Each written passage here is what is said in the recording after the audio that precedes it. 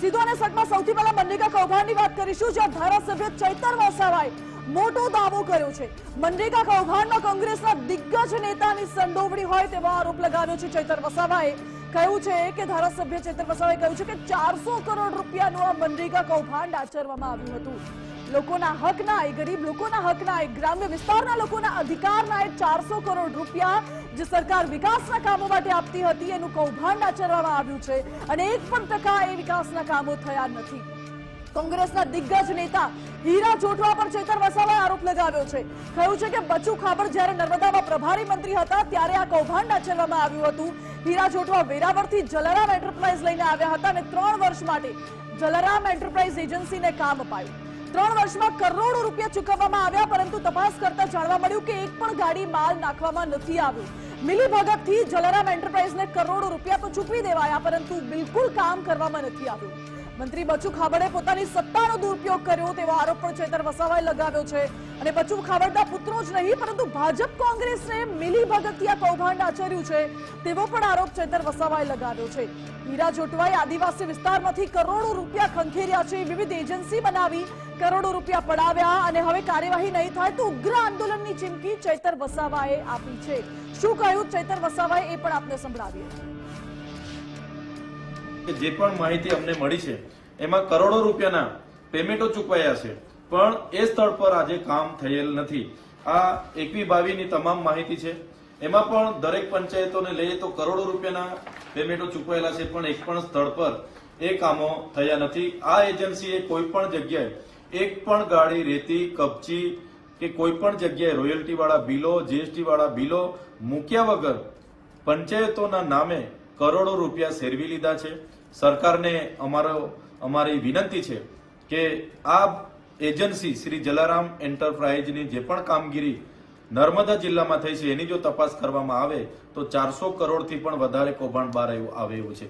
અત્યાર સુધી લોકોને માત્ર એવું હતું કે રાજ્ય સરકારના મંત્રી બચુભાઈ ખાબડ જ મનરેગા કૌભાંડમાં ઇન્વોલ્વ છે, પણ ટ્રાયબલ વિસ્તારના દાહોદ, ભરૂચ, છોટાઉદેપુર, નર્મદા, તાપી તમામ જિલ્લાઓમાં કોંગ્રેસના દિગ્ગજ નેતા એવા હીરા જોટવા એની પોતાની એજન્સીઓ અને ભાજપના લોકો સાથે મળીને ભાજપ કોંગ્રેસ ભાઈ સાથે મળીને કરોડોના કૌભાંડો કર્યા છે। આજે હીરા જોટવા આખી કોંગ્રેસ અહીંના પૈસાઓથી આખી કોંગ્રેસ ચલાવી રહ્યા છે, ત્યારે સરકારને અમારી માંગણી છે એક તો નૈતિકતા સ્વીકારીને બચુભાઈ ખાબડને મંત્રી પદેથી દૂર કરવામાં આવે અને આ હીરાભાઈ જોટવાની જેટલી પણ એજન્સીઓ ટ્રાયબલ વિસ્તારોમાં કૌભાંડો કર્યા છે એમની તપાસ કરાવીને કડકમાં કડક કાર્યવાહી કરવામાં આવે એવી અમારી માંગણી છે। તો ચૈતર વસાવાએ માંગ કરી છે કે હીરા જોટવા વિરુદ્ધ કડકમાં કડક કાર્યવાહી કરવામાં આવે, કારણ કે આદિવાસી વિસ્તારમાંથી કરોડો રૂપિયા પડાવ્યા તો છે પરંતુ મનરેગા યોજના અંતર્ગત એક પણ કામ કરવામાં નથી આવ્યું। એટલા માટે આદિવાસીઓના હકના જે રૂપિયા હતા એ રૂપિયા પડાવી લીધા છે તેવો આરોપ કર્યો છે ચૈતર વસાવાએ। કહ્યું છે કે તેમના વિરુદ્ધ કડક કાર્યવાહી થવી જોઈએ, નહીં તો આંદોલન કરીશું। ઉગ્ર આંદોલનની ચીમકી ઉચ્ચારી છે ચૈતર વસાવાએ। મહત્વનું છે કે 2024માં જૂનાગઢ બેઠક પરથી હીરા જોટવા ચૂંટણી પણ લડ્યા હતા અને ચૈતર વસાવાએ તો એવો પણ આરોપ લગાવ્યો છે કે કૌભાંડના રૂપિયાથી હીરા જોટવા કોંગ્રેસ ચલાવી રહ્યા છે તેવો પણ આરોપ લગાવ્યો છે ચૈતર વસાવાના ખૂબ ગંભીર આરોપ। મહત્વનું છે કે જ્યારે સૌથી પહેલી વાર મનરેગા કૌભાંડ સામે આવ્યું હતું, ઉજાગર થયું હતું, ત્યારે મંત્રી બચુ ખાબડના બંને પુત્ર કિરણ ખાબડ અને બળવંત ખાબડનું નામ સામે આવ્યું હતું અને એવી પણ માહિતી હતી કે વર્ષ 2018થી આ કૌભાંડ આચરવામાં આવતું હોઈ શકે છે।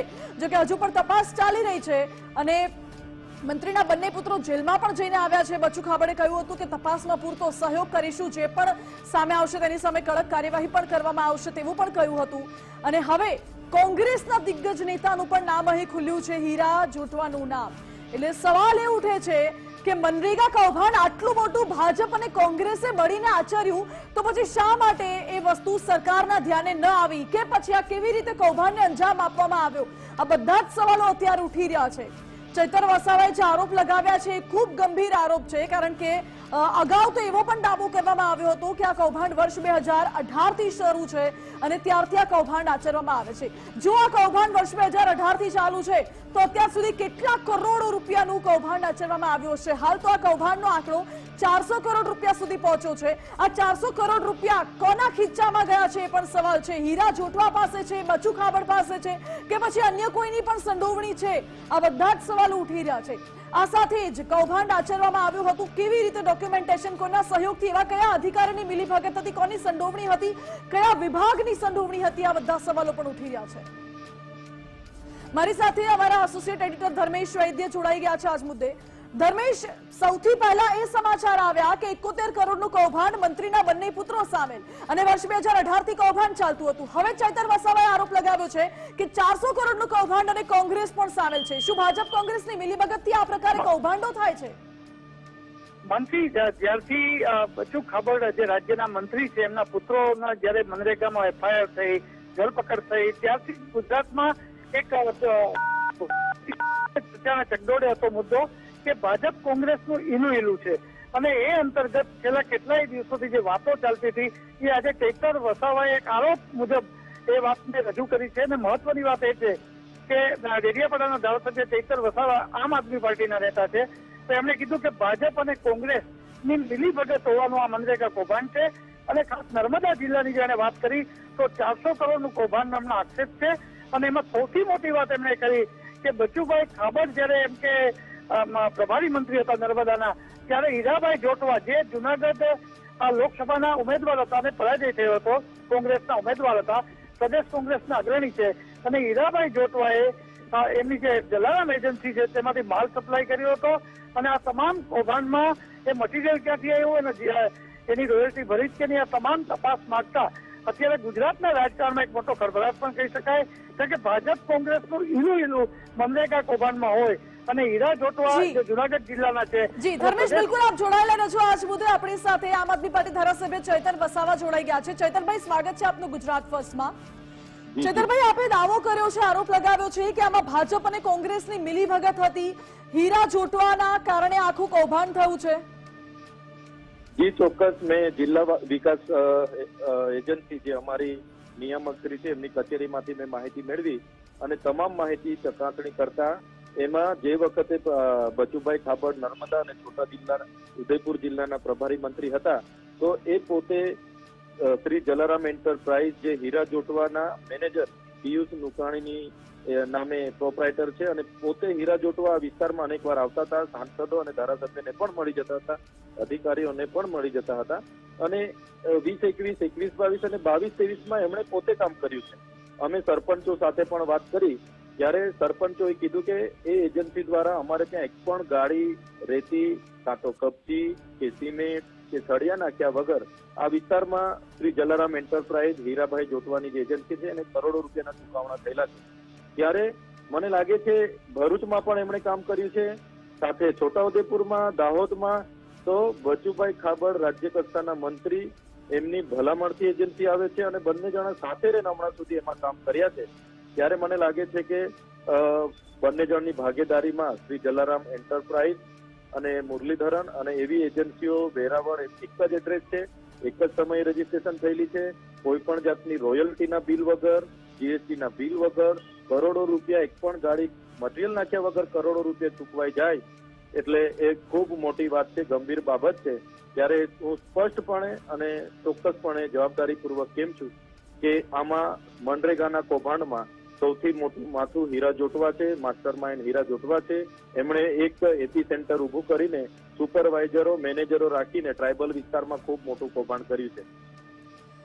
ચૈતરભાઈ, આપનો દાવો છે, આપે જે ડોક્યુમેન્ટ્સ રજૂ કર્યા છે, આપની જાણકારી પ્રમાણે આ કૌભાંડ કેટલા સમયથી ચાલતું હતું અને તમારા ધ્યાનમાં આ વાત ક્યારે આવી? કૌભાંડ ચાલે છે, મારી પાસે તમામ ચેક નંબર, ચૂકવેલું પેમેન્ટ, તારીખ સાથેની વિગતો મને મળી છે, અને માત્ર નર્મદા જિલ્લા જ નહીં, દાહોદ, પંચમહાલ, ભરૂચ તમામ જિલ્લાઓમાં બચુભાઈ ખાબડના ઇશારે હીરા જોટવા લોકલ સાંસદો અને ધારાસભ્ય અને પાર્ટીઓને ફંડ આપીને ખૂબ મોટું કૌભાંડ આચરેલું છે। મનરેગાના કૌભાંડના માસ્ટર માઇન્ડ કોંગ્રેસના પ્રદેશ કક્ષાના નેતા, જુનાગઢ લોકસભાના ઉમેદવાર હીરા જોટવા છે।